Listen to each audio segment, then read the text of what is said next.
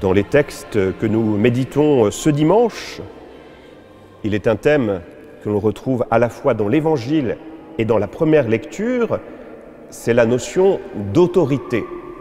Quand Jésus prêche, quand Jésus commente la parole de Dieu, il le fait de telle manière que ses auditeurs sont surpris. Alors c'est ce que je voudrais méditer avec vous, c'est cette autorité de la parole de Jésus. Alors la première chose qui frappe, on va faire un effort d'imagination, on est juif, on est dans cette synagogue de Capharnaüm et on voit Jésus qui va faire ce que je suis en train de faire. Mais beaucoup mieux, beaucoup mieux. La première chose, on sait que quand Jésus prêche, c'est court. Rappelez-vous, quand il commente la parole d'Isaïe, une phrase. C'est aujourd'hui que cette parole s'accomplit. Une phrase, ça fait rêver. Mais moi, je ne suis pas Jésus. Donc moi, il me faut du temps. Alors la première chose qui frappe, donc déjà, c'est la rapidité de sa prise de parole. Et deuxièmement, sa manière de prêcher est très différente de ses contemporains rabbis. Je ne sais pas si vous avez déjà ouvert le Talmud, j'en doute. Mais quand on ouvre le Talmud, qui est ce livre des prédications des rabbis, c'est une multiplication d'autorité. C'est-à-dire que pour asseoir sa parole, eh bien, celui qui commente l'écriture s'appuie toujours sur des grandes autorités, en disant « Rabbi Hillel a dit cela ». Donc vous voyez, on s'appuie sur une autorité extérieure pour donner de l'autorité à sa parole. Est-ce que Jésus, quand il prêche, s'appuie sur une autorité? Est-il un maillon d'une chaîne? Ben, pas du tout. Jésus prêche, parle parce qu'il est la parole. Il n'a pas besoin de s'appuyer sur une autre autorité que sa propre parole. Parole efficace.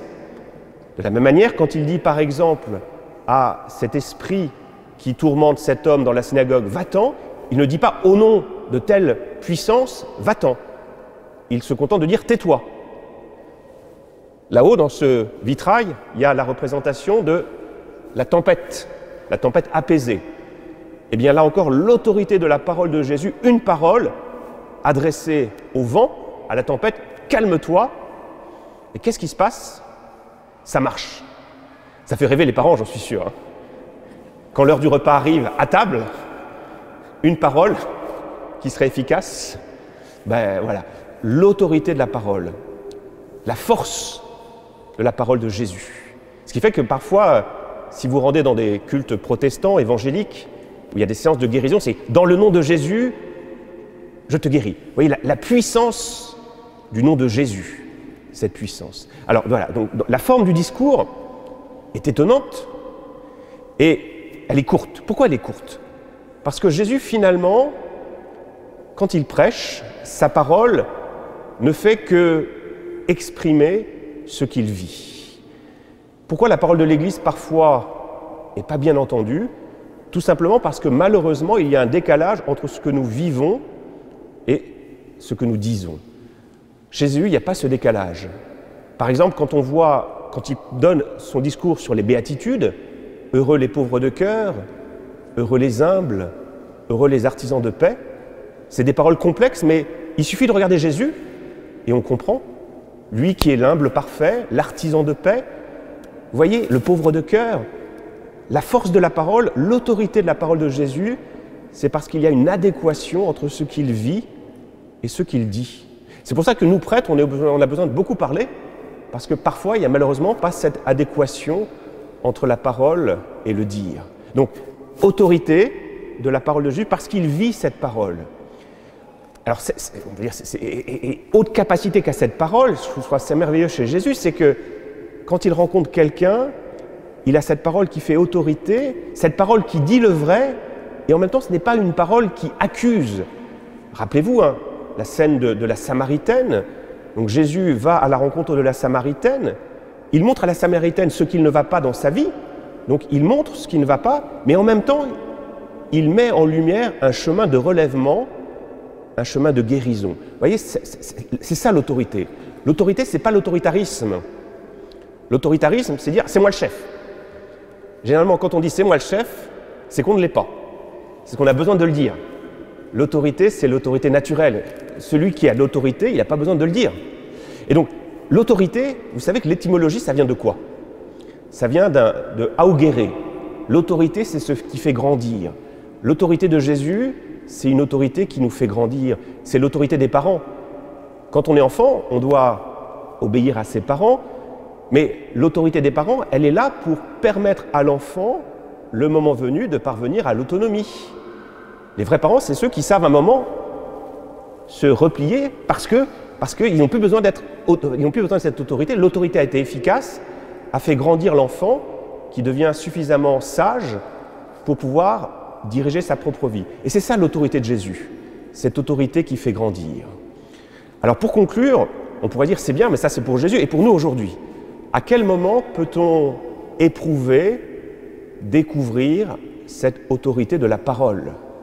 Alors, 2 lieux où je pense que nous pouvons découvrir que cette parole de Jésus, elle est encore porteur de cette même autorité. Et moi, j'en suis témoin en tant que prêtre, en particulier à 2 moments. Quand je confesse, quelqu'un vient me voir, il a un poids sur la conscience, un poids sur le cœur, il se confesse, je donne la formule d'absolution, et qu'est-ce qui se passe souvent? Qu'est-ce que je constate dans ce pénitent qui vient jusqu'à moi? Quand j'ai donné cette formule d'absolution, il y avait des pleurs ou un air triste au début de la confession, et à la fin de la confession, je sens qu'il y a quelque chose sur le visage qui montre qu'il s'est passé quelque chose. C'est pas moi, hein. Moi j'ai fait qu'écouter. Mais je sens que dans la formule d'absolution, il y a quand j'ai dit « tes péchés sont pardonnés », eh bien c'était une parole qui était efficace. Vous voyez, dans le sacrement de réconciliation, dans l'onction des malades aussi, je vais visiter quelqu'un qui est mal en point, un geste tout simple, une onction d'huile, une parole, et qu'est-ce que j'observe souvent? Eh bien, c'est que le visage de celui à qui j'impose les mains, je fais cette onction, celui qui écoute cette parole, il se passe quelque chose. Cette puissance de la parole, c'est la puissance du sacrement. Si on jargonne, on parle de la performativité de la parole sacramentaire. Vous voyez, la parole agit, la parole est efficace. Quand on va recevoir l'Eucharistie, si on a le cœur ouvert, ce que vous allez bientôt vivre, eh bien cette parole est efficace. Mais pour ça, il y a quand même une condition. Il faut avoir le cœur ouvert. C'est la fructuosité du sacrement. Le fait qu'il porte du fruit, ça dépend de qui? Ça dépend de nous. Jésus n'occupe que la place que nous lui laissons. Donc si nous voulons que la parole soit efficace, eh bien il faut avoir le cœur ouvert. Et si le cœur est ouvert, alors on retrouve cette autorité de la parole. Donc premier lieu, on peut éprouver l'autorité de la parole, c'est là, les sacrements. Le deuxième lieu, c'est dans la parole de Dieu. Parfois, et ça sera vraiment ma conclusion, il y a une parole de l'Écriture, on a l'impression qu'elle a été écrite rien que pour nous. Et cette parole, elle vient remplir notre cœur d'un sentiment de plénitude. On y voit par exemple une direction dans notre vie. Je vais donner un exemple plus concret. Vous êtes Mère Teresa. Vous connaissez tous Mère Teresa. Mère Teresa, elle est dans une première congrégation qui s'appelle les Sœurs de Notre-Dame de Lorette. Alors elle est enseignante, mais elle est plutôt dans un établissement qui est tourné vers les castes supérieures. Donc la pauvreté, il y en a partout en Inde, mais ses élèves ne font pas partie des plus pauvres. Alors elle voit, quand elle se rend à l'école, tous les matins, tous ces pauvres. Et un jour, elle entend, à la fois dans la chapelle, et un pauvre qui dit « j'ai soif ». J'ai soif. C'est la parole de Jésus sur la croix. J'ai soif. Et cette parole va complètement la bouleverser. Elle entend Jésus dire « j'ai soif » dans le cri de tous ces pauvres qui s'amoncellent tout autour de cet établissement. Et cette parole va la bouleverser. Elle se dit « c'est Jésus qui m'appelle, qui me parle. J'ai soif. Il a soif. » Quand quelqu'un a soif, qu'est-ce que vous faites? Vous lui donnez à boire. Et donc, elle se dit, je vais quitter ma communauté pour me mettre au service des plus pauvres. Et quand elle part, elle a 2 roupies en poche. C'est la folie, hein. Je veux dire, mais mettez-vous un peu à la place de Mère Teresa. Hein. Vous étiez dans une communauté, ça marchait bien, vous avez 2-3 roupies en poche, et vous dites, j'y vais. Parce que cette parole, elle m'a bouleversé. J'ai soif. Et qu'est-ce qui va se passer? Eh bien, au bout d'un certain temps, il y a des anciennes élèves qui vont rejoindre Mère Teresa, à 2, 3, 4, et puis 20 ans après, il y a les missionnaires de la charité. Vous voyez, une parole efficace qui attendait Mère Teresa et qui a changé sa vie. Donc peut-être, pour nous tous, pour vous les jeunes, il y a une parole, on ne sait pas encore laquelle, qui vous attend. Et je trouve ça beau de se dire. Et autre exemple, et ce sera vraiment ma conclusion, donc cette parole qui peut me donner un sens à ma vie, et parfois cette parole, elle peut me sauver. Autre figure que je trouve très belle, c'est Monseigneur François Xavier Nguyen. Alors il y a un nom après, mais c'est du vietnamien. J'ai été pendant 3 ans avec le père Joseph, qui était vietnamien, mais je n'ai jamais réussi à apprendre à avoir l'accent vietnamien, c'est trop dur. Enfin, François Xavier Nguyen, emprisonné par les autorités communistes pendant de longues années. Alors il est interrogé par le cardinal Lustiger et il explique, suite au mauvais traitement, suite à ces années d'emprisonnement, j'ai failli perdre la raison. Mais il y a quelque chose qui m'a sauvé, il y a une parole, une prière qui m'a sauvé. C'est le « Je vous salue Marie ». Donc je me suis vraiment agrippé à ces mots du « Je vous salue Marie », qui sont des paroles de l'Écriture, et c'est ces paroles qui ont fait autorité, qui ont été, vous imaginez, vous êtes en train de vous noyer, et vous voyez un rondin en bois qui flotte, vous allez vous agripper dessus. Et ce que dit Monseigneur François Xavier, c'est « Je me suis agrippé à ces paroles, à cette autorité de la parole, et je n'ai pas coulé, et je n'ai pas sombré. » Vous voyez, cette autorité de la parole, qui, dans les moments difficiles, dans les moments redoutables, eh bien, peuvent être ce à quoi nous pouvons nous agripper pour ne pas couler. Et là, on découvre l'autorité de la parole. Mais pour ça, pour découvrir cette autorité de la parole, c'est à vous de lire cette parole.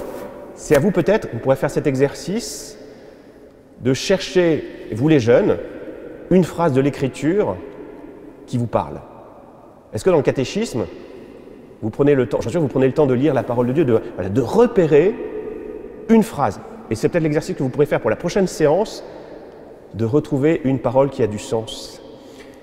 Et si vous n'y arrivez pas, vous pouvez demander à l'Esprit Saint, vous ouvrez un peu au hasard votre Bible et vous regardez ce que peut-être l'Esprit Saint va vous donner comme parole. Cette parole qui va peut-être vous donner un cap et qui peut-être le moment venu pourra vous aider quand vous serez dans la difficulté. Oui, la parole de Dieu est pleine d'autorité, la parole de Jésus est pleine d'autorité.